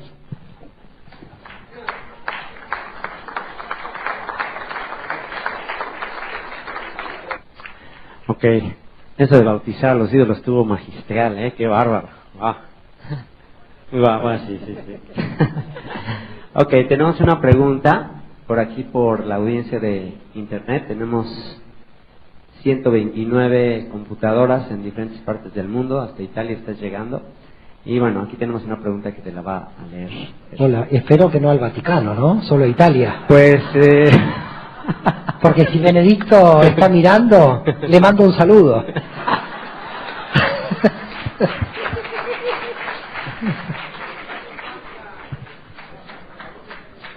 Bueno, una que nos preguntan aquí es que ¿qué evidencias hay desde el punto de vista como historiador, como investigador, acerca de cómo se escribió el Nuevo Testamento, en griego o en hebreo? A ver, el tema del Nuevo Testamento es un problema porque hay que ir libro por libro. Y no sé si la gente se va a dormir, pero voy a ir rápido porque hay libros enteros así de miles de páginas con respecto a este problema. Entonces voy a tratar de intentar reducir la pregunta lo máximo que pueda. En primer lugar, todos los textos que se recibieron fueron en griego, pero, además tengo que advertir, el griego fue idioma oficial en Roma hasta el 250, hasta San Cornelio, ahí lo cambiaron por el latín. Con lo cual todos los textos de la Iglesia hasta el 250 estaban en griego, no en latín. En latín es una reforma que va a hacer la Iglesia contra el griego. Con respecto a esto, dejado claro este punto, todos los evangelios fueron escritos en griego, a excepción de Mateo, pero no tenemos el original de Mateo en hebreo. ¿Y cómo se sabe que el de Mateo fue escrito en hebreo? Porque los investigadores, cuando analizaron el griego de Mateo, se dieron cuenta que era una traducción del hebreo, que había palabras del hebreo en griego. Y pudieron detectar que hubo un Mateo hebreo original, con lo cual el Nuevo Testamento tiene toda la construcción del canon en griego, excepto Mateo, que probablemente fue escrito en hebreo, pero que no tenemos al Mateo hebreo. Ahora sí lo que hay mucho es traducciones del griego y del latín al hebreo. Quedó claro, pero no tenemos el hebreo original. Hay nuevos testamentos en hebreo, pero esos nuevos testamentos en hebreo son traducciones del original griego y también del Mateo original griego. Así que todo en griego, excepto Mateo, lo que pasa es que no tenemos el original hebreo.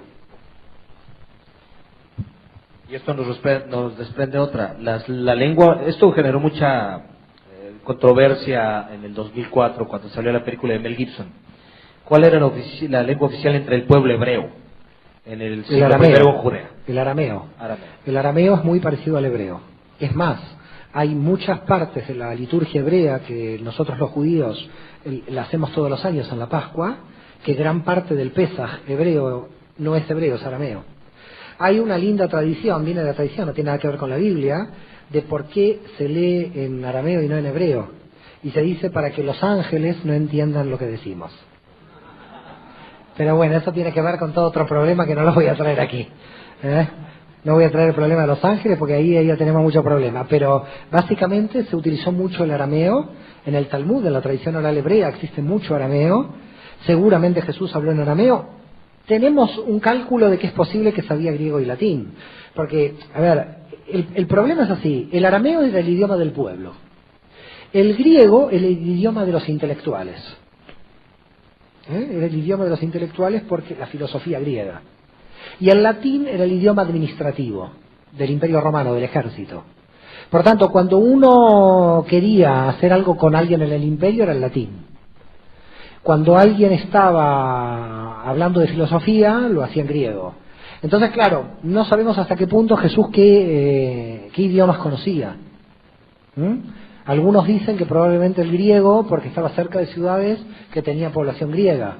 Que Pablo supiera griego era claro. Pablo sabía griego y hebreo seguramente a la perfección, de modo que, ¿por qué sabemos que sabía hebreo? En el propio Hechos de los Apóstoles, en un momento hace su discurso en hebreo. Eso es muy interesante lo que hace, porque si él estaba hablando griego todo momento y no lo veían muy bien, dice, habla hebreo es de los nuestros. Lo que hace Pablo en la estrategia de hablar en hebreo es frenar la posibilidad de que se le vayan contra él. Dice, mejor aquí me pongo a hablar en hebreo, ¿no? Para un poco hacer comunión o estar con aquella gente. Pero básicamente lo que hablaba el pueblo era el arameo. El arameo que es muy parecido al hebreo. Si en verdad lo lee alguien o se leen palabras, alguna es posible. El arameo lo que tiene es una característica, termina siempre con A las palabras. Entonces casi todo el idioma arameo termina con A, ¿no? Entonces de manachta, siempre la A al final, tiene esa finalización que en el mundo judío en general es con N o con M, en los plurales. En el arameo es con A. Pero a veces las raíces son las mismas, son las terminaciones. Tenemos que recordar algo muy interesante, que ¿quién era aramea? Sara era aramea. Sara no era caldea como Abraham. Hay mucha gente que eso no lo recuerda. Nosotros, el pueblo de Israel, desciende de una aramea y de un caldeo. Porque Abraham era de Ur Kasdim, dice el texto en hebreo, de Ur Caldea. ¿Quieren un chiste del mundo judío? Caldea queda en Kuwait. Entonces los judíos decimos, ¿cómo se fue de un sitio donde había petróleo?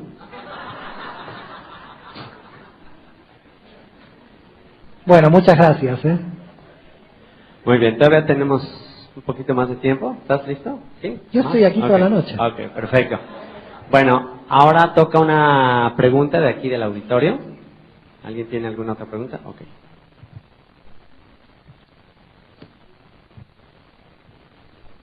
Mi pregunta es muy sencilla.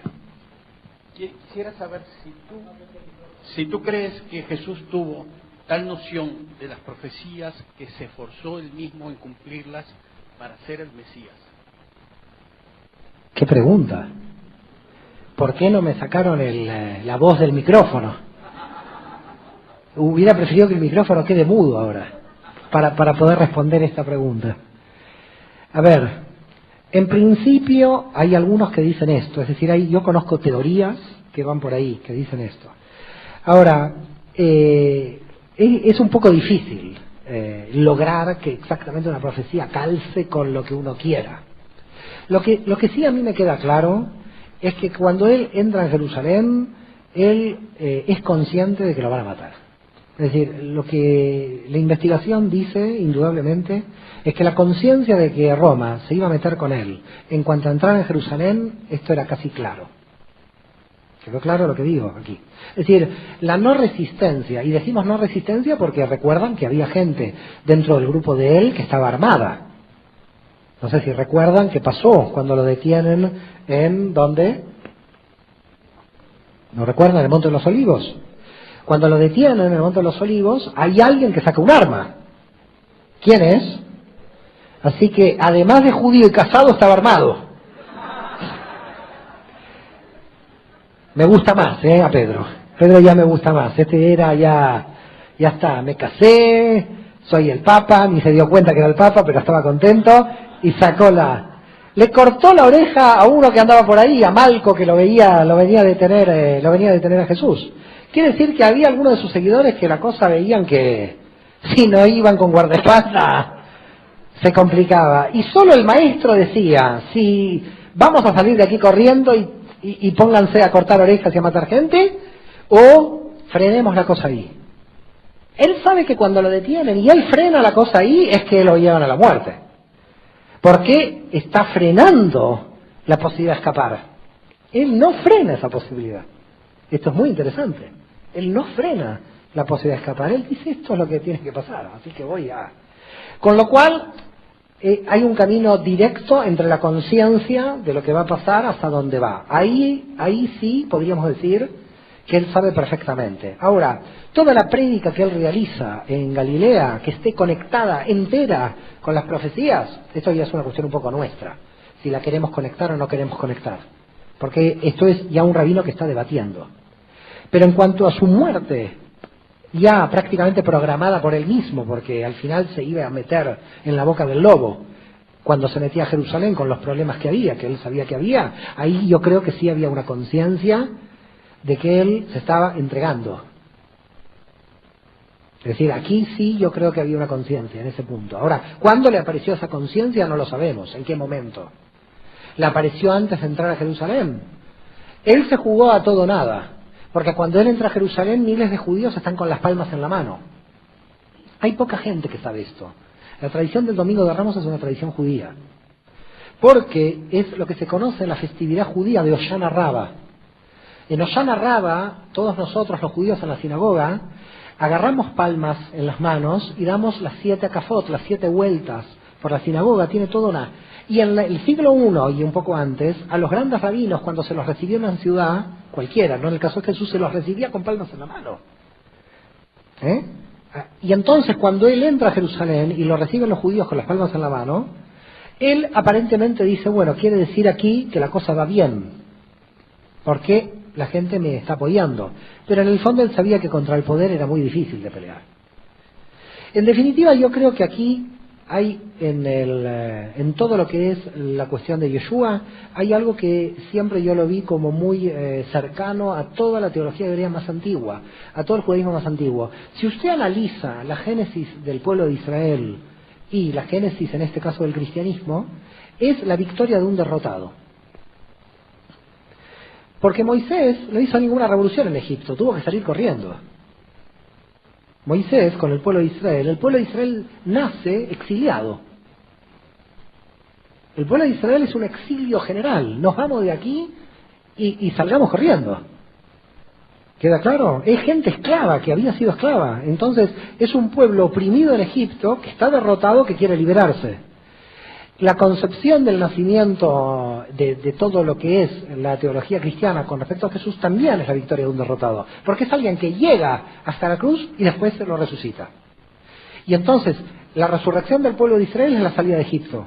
Y entonces hay un paralelismo muy grande entre la derrota de la victoria del derrotado. En esto, judaísmo y cristianismo estamos casi en paralelo.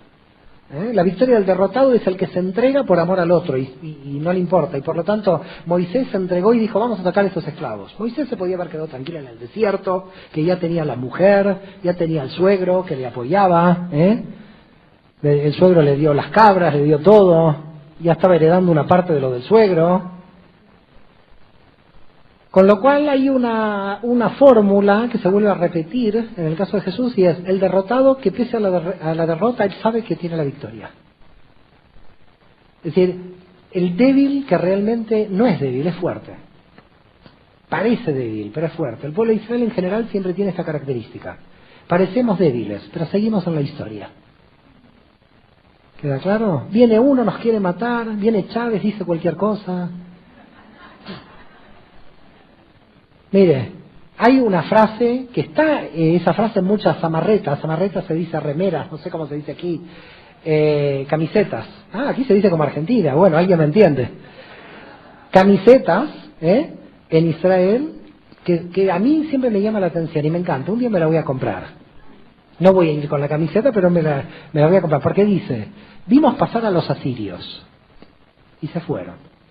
Vimos pasar a los babilonios y se fueron.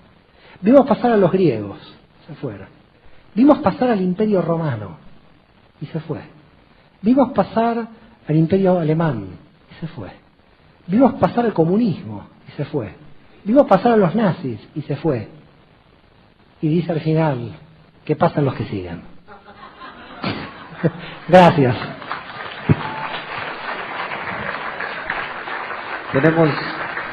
Tenemos, Mario, si me permites. Tenemos, Mario, si me permites, una muy buena aquí entre el público. Nos pregunta Andrés Estela Zúñiga. Legalmente conforme al derecho, ¿fue justa la ejecución de Yeshua o fue justificada por fue motivado por otras cuestiones políticas, etcétera? Pero me parece muy buena la pregunta. Es interesante lo que pasa de que no sé a qué derecho se refiere, ¿a Roma o al hebreo? Supongo que al derecho romano, porque No él lo es sé. quien tenía la... Es decir, si él habla del derecho judío o está hablando del derecho romano. Aquí el problema que había en la época de Jesús es qué derecho se aplicaba. Esto le va a encantar a los abogados, si hay alguno por aquí. Es decir, las competencias. Además, este asunto entre las competencias entre el derecho romano y el derecho judío no es algo que se terminó en la época de Jesús. Es un drama terrible de todo el derecho histórico. Nosotros, herederos de la España católica, hemos tenido siempre el problema del derecho civil y el derecho eclesiástico. España lo ha tenido hasta hace poco tiempo. Es decir, ¿cuál es la competencia de uno y cuándo es la competencia de otro? El derecho romano representaba como el derecho militar y civil del ocupante de Judea. ¿Y dónde empezaba el derecho del Sanedrín? De todas maneras, ahí el Sanedrín aplicaba, como estaba totalmente corrupto, no estaba aplicando el derecho hebreo. En verdad, como no encuentra ninguna justificación para aplicar el derecho hebreo, se lo tiene que dar a Poncio Pilatos para que lo mate, como sedicioso al imperio. Así que la aplicación del derecho romano es correcta. Era un sedicioso judío en rebelión al imperio romano. Es decir, ¿se entiende lo que estoy diciendo? Visto del derecho romano, la legislación es correcta. La cuestión es si es moralmente bueno o malo. Este es otro problema. ¿Se entiende lo que decimos? Ese es otro problema, pero si estamos hablando estrictamente del derecho, no estamos hablando de justicia. Yo cuando entré, recuerdo, mi licenciatura en Derecho en la Universidad de Buenos Aires, dijeron, ¿por qué están aquí? Y yo, como un ingenuo, levanté la mano y dije, para defender la justicia. Y casi todos dijimos lo mismo. Entonces el profesor dijo, se están equivocados, tienen que ir a Filosofía y Letras. Y entonces dijimos, ¿y por qué estamos aquí? Para defender la ley. Y si la ley es injusta, se defiende igual. Oh, dije, lo que me espera aquí. Dije, lo que va a ser esto, me voy a divertir, 5 años donde yo no estudiaba la justicia. Yo estudiaba el derecho. Y veíamos un montón de cuestiones injustas. Entonces cuando uno levantaba la mano y decía, ¿qué injusto? ¿Qué importa? Vaya a Filosofía y Letras, le decían. Así, permanente. Por lo tanto, claro, una cosa es si es conforme a la justicia o conforme al derecho.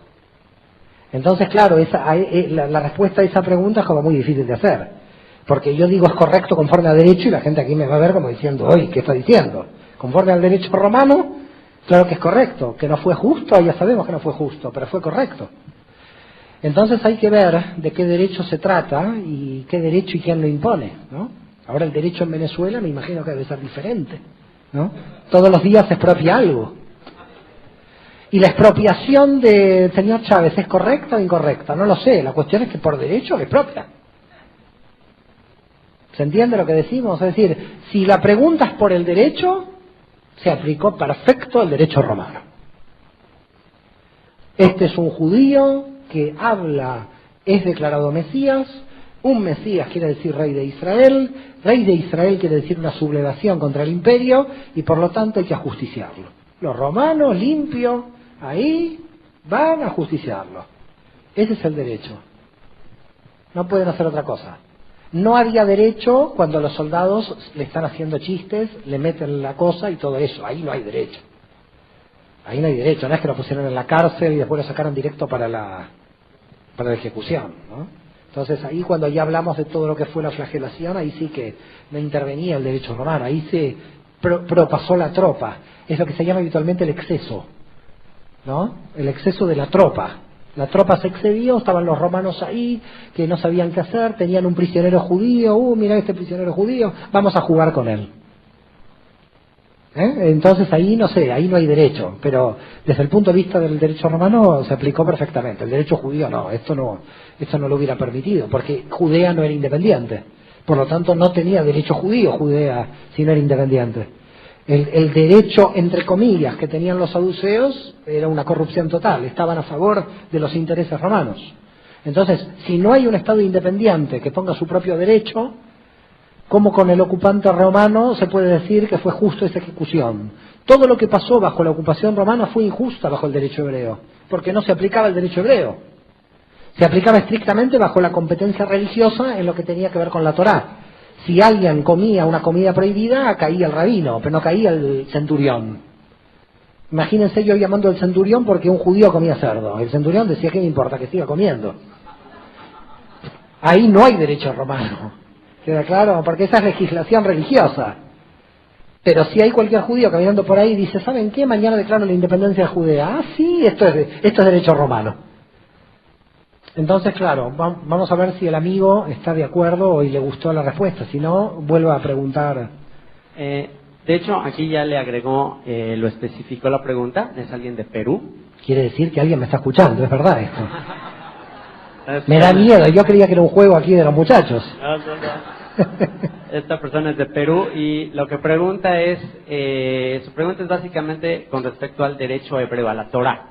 O sea, que cuál fue el juicio, cuál fue la razón de juzgarlo, de acuerdo a la Torá. No se aplicó, no hay derecho hebreo, porque los saduceos corruptos no aplicaron el derecho. Miren, fue tal... Por eso yo cité ayer a Paul Winter en el proceso a Jesús, pero la pregunta merita profundizar sobre las fuentes que Paul Winter tenía bajo el derecho hebreo. Ahora sí vamos a profundizar si quiere. Sí. Esta pregunta es una pregunta muy típica y quizás entiendo el sentido de la pregunta, porque hay libros enteros dentro de la teología cristiana que dicen que la razón por la que el sumo sacerdote condenó a Jesús fue porque declaró ser Dios. O declaró ser divino, o sea, que al momento que dijo hijo de Dios soy, que ahí dijo, por eso te vamos a matar por blasfemia. Entonces esto es un tema muy metido en la teología cristiana. El tema viene, me olvido de los saduceos ahora y me olvido de la blasfemia que dice el sacerdote, me olvido de todo, porque todo esto hay que remontarlo para cuál era la situación de ese juicio en particular y para que se vea el nivel de corrupción. Si uno va a Israel, si uno va a Jerusalén, se puede dar cuenta perfectamente del nivel de corrupción que había. Hay una iglesia en Jerusalén que si tienen la oportunidad de ir, apúntenla porque hay que ir, es San Pedro Gallicantus. San Pedro Gallicantus es donde Pedro lo negó 3 veces. ¿Se acuerdan que Pedro lo negó 3 veces? ¿Saben por qué? Porque curó a la suegra. Bueno, entonces, más allá del chiste, la cuestión es que hay una iglesia que se llama San Pedro Gallicantus, y en esa iglesia de San Pedro Gallicantus, ¿qué era San Pedro Gallicantus? ¿Alguien sabe lo que era? Yosef quizás que conoce mucho Jerusalén o no lo recuerda. Pero San Pedro Gallicantus era la casa de Caifás. Es decir, hoy han hecho una iglesia de la casa de Caifás. ¿Queda claro? Fuerte. La casa de Caifás es una iglesia. Visto 2000 años para adelante es como hacer iglesia la casa de Himmler.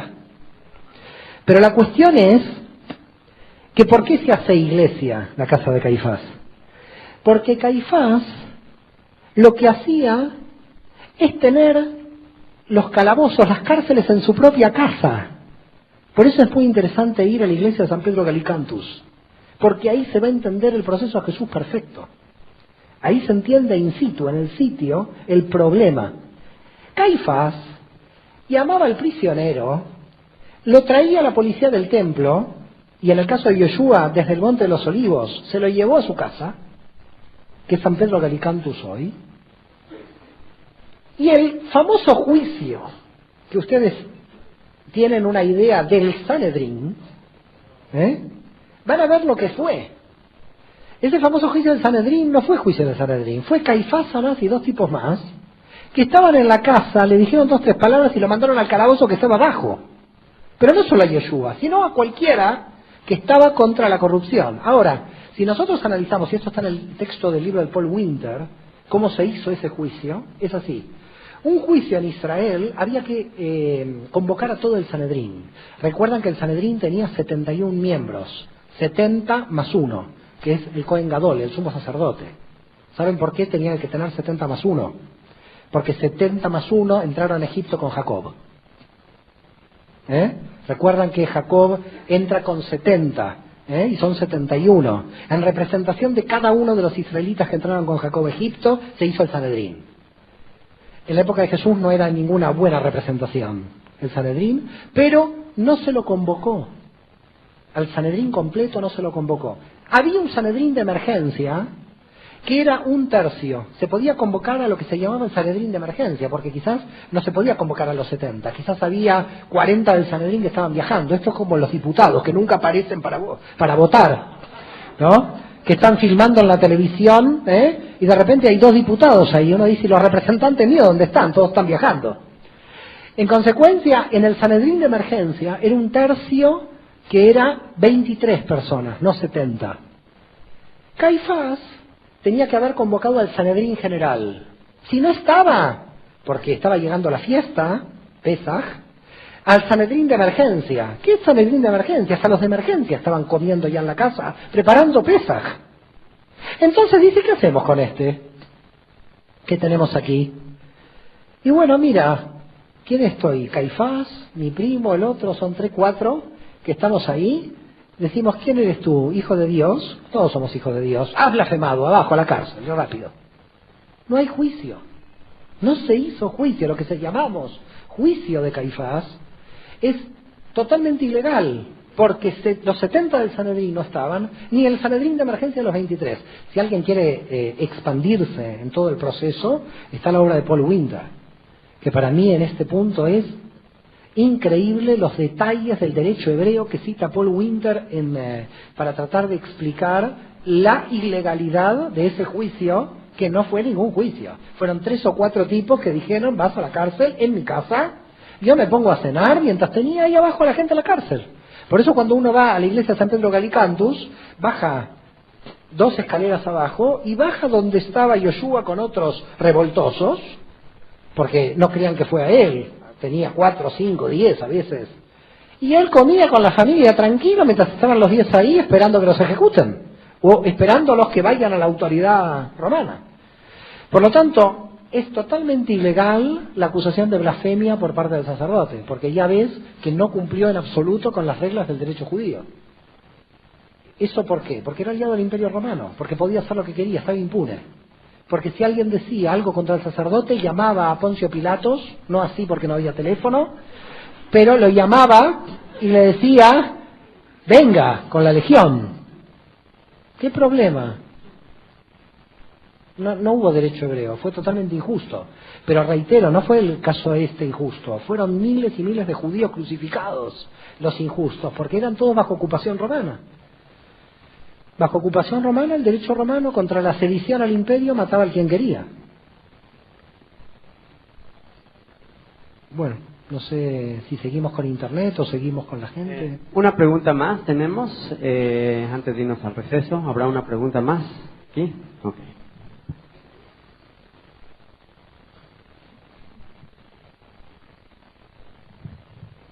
Hola, tengo una pregunta que siempre he tenido una curiosidad. El pueblo judío, ellos mismos se sienten como que son el pueblo escogido de Dios. ¿Hay un lugar en la Biblia en que se les dice esto? ¿O las demás religiones los han puesto con esa palabra? Y también yo pienso que si se sienten o alguien te pone como escogido, es algo que separa de los demás, es algo que da un poco de pie a la discriminación, digamos, de alguna manera. Bueno, muy interesante, gracias, muy interesante su pregunta, porque aquí hay una división hoy entre la gente de la Reforma y la gente ortodoxa.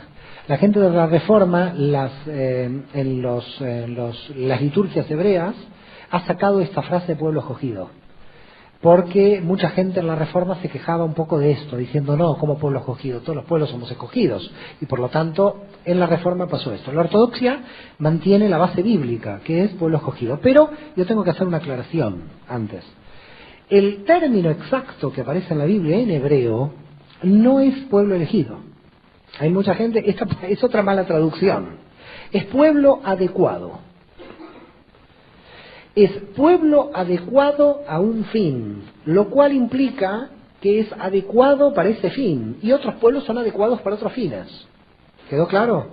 Entonces, no hay una elección por superioridad, hay una adecuación al fin que tiene que realizar, que es diferente. Cuando uno la analiza ya tranquilo, en profundidad, ya se da cuenta que la terminología hebrea no dice exactamente elegido, dice adecuado. Y dice el pueblo, y dice Dios con respecto al pueblo de Israel, pueblo de dura cerviz, es decir, pueblo que es muy así, a estos los voy a elegir, porque estos son los más cabeza dura, a estos los voy a elegir como pueblo escogido, pero porque es adecuado a lo que yo quiero, a mi fin. Pero hay una adecuación de elección que no tiene que ver con la superioridad, que no hay superiores e inferiores. ¿Y por qué en el mundo judío la cuestión de la superioridad es falsa? Porque decimos en el mundo judío, y los intérpretes rabínicos medievales han dicho, y fíjense que en eso hicimos una reforma, que yo creo que esa reforma en el mundo judío fue importante, que en la Edad Media, y poca gente lo sabe, el calendario judío se contaba desde la salida de Egipto con Moisés. Y los rabinos en la Edad Media dijeron, no, tenemos que contar desde Adán, desde la creación. Por lo tanto, el calendario del Islam empieza con Mahoma, el calendario del cristianismo empieza con Jesús, el calendario judío no empieza con Moisés, empieza con la creación, porque todos los pueblos somos iguales ante Dios. Ahora sí, muchas gracias.